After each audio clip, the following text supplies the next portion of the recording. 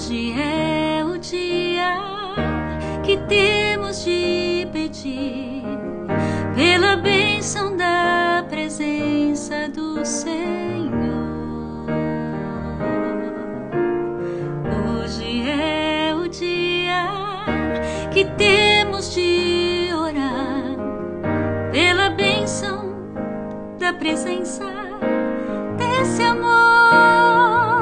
Derrama a chuva sobre nós, derrama o teu poder de amor, teu Espírito pedimos, ó Senhor.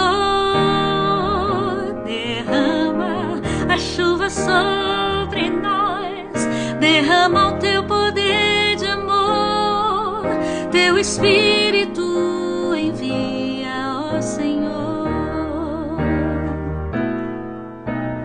Hoje é o dia que temos de orar para que o céu derrame bênçãos sobre todos nós.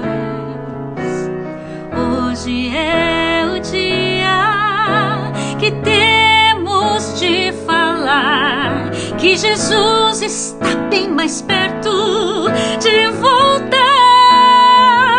Derrama a chuva sobre nós, derrama o teu poder de amor, teu Espírito pedimos, ó Senhor.